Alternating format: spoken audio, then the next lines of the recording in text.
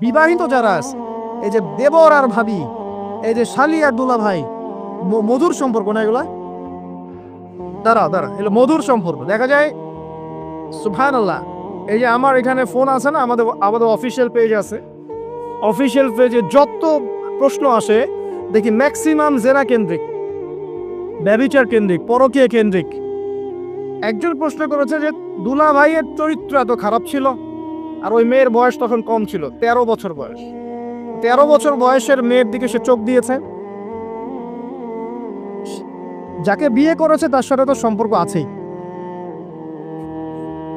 এটা কি? আচ্ছা, যাকে বিয়ে করেছে ওর সাথে তো সম্পর্ক আছেই। তারপরে আপনার শালির সাথে সম্পর্ক। এখন শালির সাথে তার 2 বছর ধরে সম্পর্ক করার পর সেগুলোর ভিডিও ধারণ করেছে, ধারণ করে তাকে ব্ল্যাকমেইল করছে যে যদি আমার সাথে খারাপ কাজে সে রাজি না হয় তাহলে এই ভিডিওগুলো ভাইরাল করে ফেলবে। এই যে অনলাইনের যুগ, এখন তো মানুষ নিশ্চিন্তে মানুষ যে একটা প্রাইভেট লাইফ লিড করবে সেটাও করতে পারে না। প্রাইভেট লাইফের সব কিছু রেকর্ডেড হয়ে যায়, হয় না? এটা একটা ফিতনা, মহা ফিতনা। সে রেকর্ড করেছে, এইভাবে ব্ল্যাকমেইল করে এই শালীর সতীত্ব নষ্ট করলো 1 বছর 2 বছর না, 3 বছর ধরে। এখন এই মেয়ে প্রশ্ন করছে পেজের মধ্যে যে এখন তার মানসিক অবস্থা এতই খারাপ, সে জিজ্ঞাসা করছে আমি যদি আত্মহত্যা করি তাহলে আমার পাপ হবে কিনা। এই মেয়েটা যদি আপনার বোন হতো কি করতেন আপনি? আল্লাহ না করুক এই মেয়ে যদি কারো মেয়ে হতো তাহলে কি করতেন আপনি? আপনার কাছের কেউ হলে আপনি কি করতেন? এখানে ওই শাস্তিটা না বলে সামনে যেতে পারছি না। শোনেন, যারা বিবাহিত ব্যক্তি হওয়ার পরেও পরকীয়া করেছেন, বিবাহ করার পরেও পরকীয়ার পাপে লিপ্ত ছিলেন বা এখনো আছেন, জেনে হোক না জেনে হোক করেছেন, অথবা এটা জেনে করেছেন যেটা একটা খারাপ কাজ তারপরেও করেছেন, রাসূলুল্লাহ সাল্লাল্লাহু আলাইহি ওয়াসাল্লামের হাদিস এবং আল্লাহ পাকের কালাম অনুযায়ী তাদের শাস্তি হচ্ছে কোমর পর্যন্ত মাটিতে পুঁতে ফেলে পাথর নিক্ষেপ করে রজম করে হত্যা করা। ইসলামিক যদি কোনো রাষ্ট্র থাকতো বা এটা যদি হতো, বা এটা যদি ইমামুল মাহদির যুগ হতো বা ওমর রাদিয়াল্লাহু আনহুর যুগ হতো, তাহলে এই শাস্তির বাইরে আপনি চলতে পারতেন না যদি এটা প্রমাণ হতো। এই শাস্তি যদি দুনিয়াতে কার্যকর নাও হয়, আপনি যদি তওবা না করে মারা যান তাহলে কিয়ামতের মাঠে এই শাস্তি আপনি ভোগ করবেন। খুব মজা লাগছে পরকীয়া করতে? সকালে একটার সাথে, দুপুরে একটার সাথে, আজকে একজনের সাথে রাত কাটান, কালকে আরেকজনের সাথে রাত কাটান, খুব মজা পাচ্ছেন। রাত্রেবেলা মদ খান আর হোটেলে রাত কাটান, সকালবেলা আবার অফিসে যান। আমাদের শহরের এগুলা কালচার কোত্থেকে আসলো? এই শহরকে পবিত্র করবে কে এবং এই শহরের আসল রূপগুলো স্পষ্ট করবে কারা? খুব মজা পাচ্ছেন এগুলোতে। সুবহানাল্লাহ। একটা বিষয় বুঝাই, ইসলামে কেসাস আছে, কেসাস। মনে করেন আমাকে কেউ হত্যা করেছে, আপনি তাকে হত্যা করতে পারবেন। মনে করেন আপনি কাউকে হত্যা করেছেন, ঠিক আমাদের লজের মধ্যে কেউ যদি কাউকে হত্যা করে তাকে ফাঁসি দেওয়া হয় না, এরকমই কেউ যদি কাউকে হত্যা করে ইসলামের বিধান কেসাস করা, মানে হাতের বদলে হাত, চোখের বদলে চোখ, কানের বদলে কান, নাকের বদলে নাক, জানের বদলে জান, যদি প্রমাণ হয়। কিন্তু এখানেও হত্যাকারীর বাঁচার সুযোগ আছে। কিরকম? মনে করেন আপনি আমার পরিবারের কাউকে হত্যা করেছেন, আল্লাহ না করুক। এখন আপনি এসে আমাকে ক্ষমা চাচ্ছেন যে আমার ভুল হয়ে গেছে, আমি মুক্তিপণ, রক্তপণ দিব, আমাকে মাফ করে দেন। এখন আমাদের পরিবারে কি আপনাকে বললো ঠিক আছে আপনাকে মাফ করে দিলাম, আপনার কেসাস করার দরকার নেই, আপনি রক্তপণ দিয়ে দেন, তাহলে আপনি বেঁচে থাকার সুযোগ পেলেন। কথা বুঝতে পারছেন? আরেকটা হচ্ছে মুরতাদ। মনে করেন কেউ ইসলামের কিছু বিষয়কে অস্বীকার করেছে, তাকে জেলখানায় বন্দি করে রাখা হবে, সুযোগ দেওয়া হবে যে আপনি কি এগুলো জেনে শুনে বলেছেন নাকি এর উপর অটল থাকবেন না ফিরে আসবেন। সে যদি বলে না আমি তওবা করলাম, আমি এগুলো থেকে ফিরে আসলাম, ও বেঁচে থাকার অধিকার পেয়ে গেল। কিন্তু বিবাহিত ব্যক্তি যারা ব্যভিচার করেছে, বিবাহিত ছেলে বা মেয়ে ব্যভিচার করেছে, তওবা করে যদি ফিরেও আসে, রজমের শাস্তি থেকে বাঁচার কোনো সুযোগ নেই। বুঝতে পারছি না? একজন মহিলার কথা বলি তাও বুঝতে পার। এটা একজন মহিলা সাহাবীর ক্ষেত্রেও হয়েছে, একজন পুরুষ সাহাবীর ক্ষেত্রেও হয়েছে। আচ্ছা, পুরুষ সাহাবীর কথা বাদ দিয়ে মহিলা সাহাবীর কথাটা বলি। মহিলা সাহাবী এসেছেন, এসে নবীজিকে বলছেন ইয়া রাসূলুল্লাহ তাহিরনি, আমাকে পবিত্র করুন, আমি একটা অন্যায় করেছি, আমি বিশাল একটা অন্যায় করেছি। নবী সাল্লাল্লাহু আলাইহি ওয়াসাল্লাম বলছে কি করেছো তুমি? তখন সে বলছে আমি জিনা করেছি। নবী সাল্লাল্লাহু আলাইহি ওয়াসাল্লাম বলছেন বাসায় যাও, বাসায় গিয়ে আল্লাহর কাছে তওবা করো, আল্লাহ পাক মাফ করে দিবেন। নবীজি এটাকে হাইপ করতে চাচ্ছেন, কারণ কি? যখন আপনি কেস আদালতে নিয়ে যাবেন তখন তো উপায় নাই, আপনাকে তো বিচার করতেই হবে। তুমি বাসায় ফিরে যাও, তওবা করো, আল্লাহ মাফ করে দিবে। সে মহিলা নাচর বান্দান না, আমার বিচার করে দেন, আমার বিচার করে দেন, পরকালে আমি শাস্তি পেতে চাই না, দুনিয়াতে আমার বিচার করে দেন।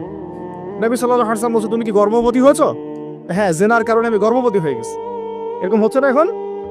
আর যে অ্যাবর্শন করছে না ও যে ক্লিনিকে গিয়ে, এটাও ট্রেন্ড হয়ে গেছে, হইল, সমস্যা কোথায়? কি এমন হয়েছে? আমার কি কেরিয়ার নষ্ট হয়ে গেছে? ফ্যামিনিস্ট নোংরামে কোথাকার। তারপরে এই মেয়ে বলছে, হ্যাঁ আমি গর্ভবতী হয়েছি ইয়া রাসূলুল্লাহ। নবী সাল্লাল্লাহু আলাইহি ওয়াসাল্লাম বলছেন, বাসায় ফিরে যাও, সন্তান যখন খালাস হবে তারপরে এসো, বিচার করে দেব। 9 থেকে 10 মাস সে এই সন্তানকে গর্ভে ধরলো। ধরার পরে সন্তান যখন খালাস হয়ে গেল, সে নবীর কাছে এসে সন্তান কোলে নিয়ে, নবজাতক, ইয়া রাসূলুল্লাহ সাল্লাল্লাহু আলাইহি ওয়াসাল্লাম দরুদ পড়বেন, আমাকে পবিত্র করে দিন, আমার সন্তান হয়ে গেছে এখন। নবী সাল্লাল্লাহু আলাইহি ওয়াসাল্লাম বলছেন, সন্তান কি দুধ খাচ্ছে? হ্যাঁ, দুধ খাচ্ছে। তাহলে তুমি তাকে দুধ পান করাও। কত বছর দুধ পান করাতে হয়? 2 বছর। 2 বছর দুধ পান করাও, দুধ পান করা শেষ হবে তারপরে এসে তোমার বিচার করে দেব। এবার 2 বছর দুধ পান করানোর পর এই মহিলা এসেছে, সন্তানের হাতে একটা রুটি। নবীজিকে বলছেন, ইয়া রাসূলুল্লাহ সাল্লাল্লাহু আলাইহি সাল্লাম, আমার সন্তান এখন রুটি খেতে পারে, আমার সন্তান এখন রুটি খেতে পারে, আমার বিচার করে দেব। তখন নবী সাল্লাল্লাহু আলাইহি সাল্লাম বলছেন, সাহাবীরা, তোমাদের মধ্যে কেউ কি আছো এই সন্তানের দায়িত্ব নিবে? একজন আনসার সাহাবী বলছেন, আমি দায়িত্ব নিব। তখন এই আনসার সাহাবীর কোলে নবী সাল্লাল্লাহু আলাইহি ওয়াসাল্লাম এই বাচ্চাকে তুলে দিলেন। তুলে দেওয়ার পর খালিদ বিন ওয়ালিদ রাদিয়াল্লাহু আনহু অন্যান্য সাহাবীদেরকে বললেন, যাও এই মহিলাকে নিয়ে যাও, কোমর পর্যন্ত গেড়ে দিয়ে রজম করে হত্যা করো। এবার এই মহিলাকে নিয়ে যাওয়া হচ্ছে, একটা কথা বানিয়ে বলছি না, এই আপনার আলেম ওলামা যারা আছেন জিজ্ঞাসা করবেন কওমি মাদ্রাসার। এই মহিলাকে নিয়ে যাওয়া হচ্ছে, মহিলাকে পাথর নিক্ষেপ করা হচ্ছে। পাথর নিক্ষেপ করার মধ্যে খালিদ বিন ওয়ালিদ রাদিয়াল্লাহু আনহুর পাথরও ছিল। খালিদ বিন ওয়ালিদ রাদিয়াল্লাহু আনহু নাম শুনেছেন না? বীর সাহাবী, তিনি পাথর নিক্ষেপ করেছেন একটা। এই পাথরের আঘাতে ওই মহিলার কোন একটা জায়গায় লেগেছে, গায়ের লেগে রক্ত বের হয়ে গেছে, রক্তের ছিটাটা তার গায়ের এই যে কাপড় এসে পড়েছে।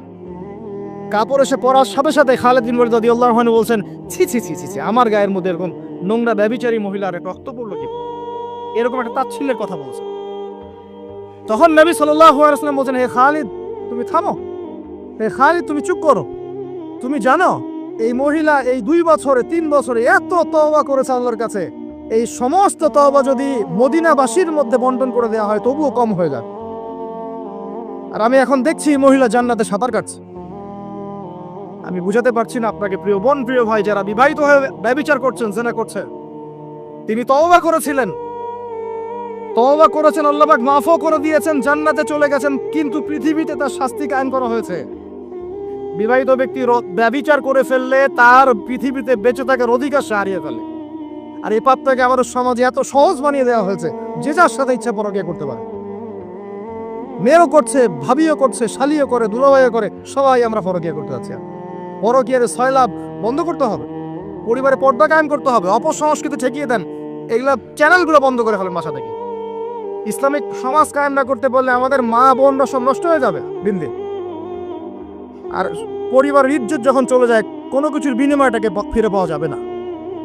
কেন পরকীয়া করতে গিয়েছেন? আল্লাহ, আপনার যদি এতই চাহিদা থাকে আরেকটা বিয়ে করেন না কেন? বিয়ে করতে সাহস কুলায় না নাকি? বিয়ে করলে যে স্ত্রীকে নিয়ে সূর্যের আলোতে ঘুরতে হয়, ওই জন্য ইঁদুরের মতো রাতের বেলা অন্ধকারে আপনি থাকতে চান, সিংহের মতো সকালবেলা সূর্যের আলোতে স্নান করতে পারেন। কথা বুঝতে পারেন নাই? বিয়ে করলে স্ত্রীকে নিয়ে পুরুষের মতো, সুপুরুষের মতো সূর্যের আলোকে আপনি হাঁটবেন রাস্তায়, কাউকে ভয় করবেন? আপনার মতো কোনো ভয় কাজ করবে না।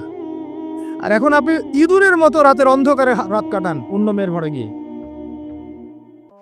এই শহরের এই মহামারীগুলো বন্ধ করতে হবে।